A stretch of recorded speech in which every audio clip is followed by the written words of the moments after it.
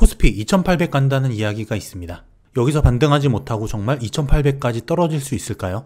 과거 상승장 역사를 통해서 그 가능성을 한번 점쳐 보겠습니다. 안녕하세요, 상승효과입니다. 코스피 2분기에 조정 2800까지 밀릴 수 있다는 이야기가 나오고 있는데요. 삼성전자 비중이 코스피에서 25%가 넘기 때문에 물론 삼성전자가 빠지게 되면은 코스피 하방이 열린다는 건 맞습니다. 국내 펀드 매니저 106명, 2분기에 2800에서 2999 전망한 펀드 매니저가 64%로 가장 많았다고 하죠.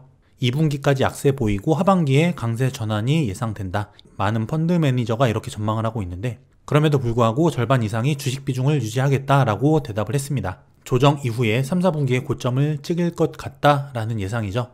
그럼 얼마나 더 빠져야 코스피 2800이 될까요? 작년 8월달 조정, 고점에서 저점까지 8%가 떨어졌습니다. 지금 코스피 지수 3062, 2800까지 더 떨어지려면 지난 1월 고점 대비 15% 조정입니다. 이 보라색 선, 이게 121선이거든요. 작년 8월달 조정, 121선 부근까지 왔다가 반등을 했습니다. 이번에도 마찬가지로 121선 부근까지 조정을 한다면 2800이에요. 코스피 2800, 터무니없는 얘기는 아닐 수 있다는 거죠. 고점 대비 15% 조정, 그리고 121선 부분까지 조정을 했을 때 2800입니다. 그럼 과거 상승장에는 어땠을까요? 과거 상승장에서의 조정폭을 보게 되면 미래를 어느 정도 예측할 수가 있어요. 85년부터 지금까지 코스피 차트예요. 붉은색 네모가 상승장이었는데 이 중에서 대세 상승장 80년대 중반 그리고 2000년대 중반이었습니다. 그리고 지금이죠. 각각 얼마만큼의 조정을 했나 보면은 80년대 대세 상승장 초입에서 3개월 조정이 옵니다. 18% 조정이었어요. 그 이후에 급격하게 올라가죠. 대세 상승장이 이어진다는 거예요. 그리고 중반을 넘어서 또 3개월 동안 11%의 조정이 왔어요. 그 다음 90년대 초반 역시 3개월 동안 15%의 조정 이후에 추가로 상승을 합니다. 그리고 IMF 이후 2개월 동안 25%의 조정 이후에 크게 상승하죠. 그리고 2000년대 중반 엄청난 상승장이었습니다. 이때도 마찬가지예요. 4개월 동안 24%가 빠진 이후에 크게 상승을 하죠. 또 중반 이후에 3개월 동안 19%의 조정. 글로벌 금융위기 이후에도 마찬가지입니다. 이때 고점 대비해서 12%가 빠지고, 이때는 조정이라기보다는 횡보 조정장이었는데 횡보장이었죠. 이때 무려 8개월 동안 변동성 장세가 이어지죠. 12%의 조정이 왔었습니다. 그리고 작년 8월부터 2개월 반 동안 8%의 조정. 그리고 지금이죠. 2개월 반 동안 마이너스 10% 조정 중이에요. 자, 이걸 보게 되면은 느낌이 오시죠? 대세 상승장에서는 반드시 3개월 또는 4개월 정도 큰 조정이 온 이후에 추가 상승이 일어났다는 겁니다. 여러분들이 아셔야 될 거는 역사는 반복된다는 거죠. 과거 상승장 수개월간에 10%에서 20%의 조정이 발생했었다. 그런데 과거와 비교해 봤을 때 작년 8월 조정 2개월 반 마이너스 8%, 그리고 현재 2개월 반 마이너스 10%. 이 단기 상승폭은 사상 최대치예요. 그런데 과거와 비교해 봤을 때 이 조정 기간과 조정폭 크지 않죠? 과거에 비해 절대 길지 않고 깊지 않은 조정이 일어났다는 거예요. 지금 일어나고 있는 조정도 마찬가지고요. 코스피가 2800포인트까지 떨어진다고 하더라도 고점 대비 15% 조정이에요. 과거 대세 상승장과 비교했을 때 절대 크지 않은 조정이죠. 가파른 상승폭, 그리고 과거의 역사, 그리고 경험 대비해서 볼 때는 조정 기간과 폭 절대 크지 않았다. 여러분들이 활 쏠 때를 생각해 보세요. 또는 용수철이 튀어 올라갈 때를 생각해 보시면 됩니다. 더 멀리 쏘기 위해서는 더 많이 더 오래 당겨야 돼요. 이게 자연의 섭리입니다. 사실상 유동성의 힘으로 실적 대비 멀리 왔던 거죠. 코로나라는 장애물에도 불구하고 국내 상장 기업들의 실적 굉장히 선방했습니다. 하지만 중요한 거는 그 실적 대비 더 멀리 갔다는 거예요. 분명히 추가 상승을 하기 위해서는 추가적인 상승 동력이 필요하다는 거예요. 그리고 또한 충분한 조정도 필요하다는 거죠. 그럼 지금 상황은 어떨까요? 증시에 호재들이 있습니다. 백신이 접종되고 있고 확산되고 있죠. 올해 안에 집단 면역이 가능할 거라는 예상도 많아요.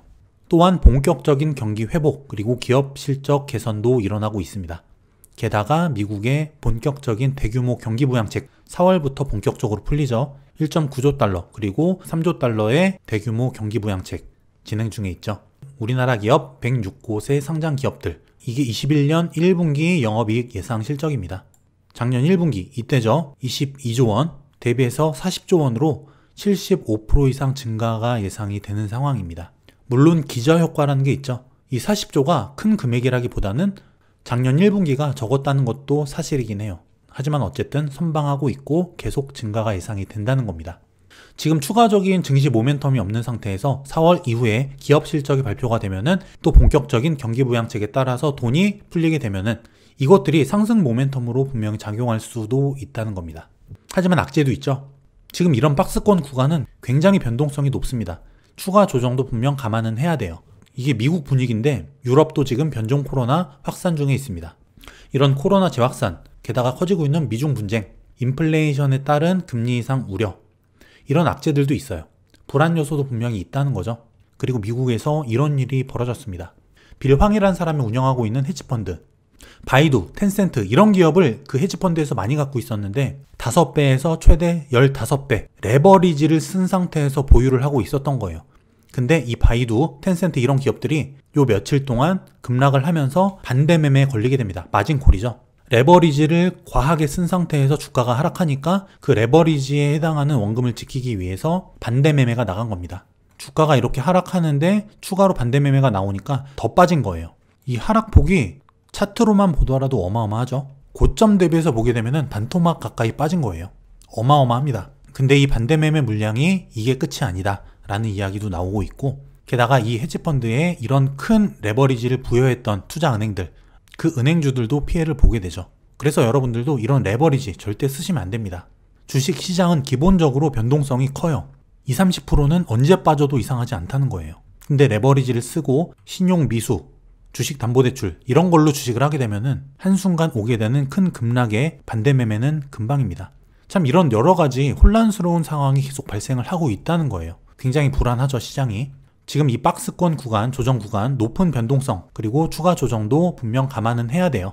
이런 단기적 출렁임은 분명 있습니다. 하지만 길게 보면은 경기는 지금 회복되고 있죠. 실적도 좋아지고 있어요, 분명히.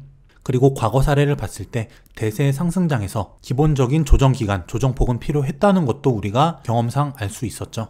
그리고 지금 미국에서 1.9조억 달러, 4월 달부터 돈이 본격적으로 풀립니다. 양적 완화, 돈이 풀린 이후에 증시가 하락한 사례는 없었던 걸로 제가 알고 있어요. 2008년 글로벌 금융위기 때도 마찬가지였죠. 양적 완화 이후에는 증시가 가파르게 올라갔습니다. 이 힘든 조정 기간, 중장기적으로는 기회가 될 수 있다는 거예요. 투자 원칙, 지식을 쌓는 기간으로 삼자는 겁니다. 그리고 계속 제가 말씀드리듯이 유동성의 편승에서 큰 상승폭을 얻을 수 있는 그런 시장은 지났습니다. 내가 주식 시장과 기업에 대해서 공부하고 실적이 좋아질 기업을 찾아서 선점해서 투자를 해야 되는 거예요. 아무거나 사도 막 올랐던 작년 같은 시장은 극히 예외예요. 추가적인 조정폭도 염두는 해두되 역사적으로 공포와 조정은 항상 기회였다는 사실을 꼭 기억하시고요. 반대로 환희와 흥분은 위기의 전조였다는 거, 이것 또한 여러분들 항상 기억하시기 바랍니다. 주식시장 참여자들은 항상 본능대로 움직여요. 하지만 나만의 투자 원칙, 그리고 과거를 읽을 수 있는 능력, 지혜, 지식이 있다면 주식시장의 공포, 그리고 환희에 휘둘리지 않을 수 있습니다. 항상 공부하시고 건강한 투자하시는 여러분들 되시길 응원드릴게요. 날씨가 많이 풀렸죠? 외부 활동 많이 하시고요. 건강 잘 챙기시기 바라고, 그럼 저는 다음 시간에 더 좋은 콘텐츠로 또 찾아뵙겠습니다. 감사합니다.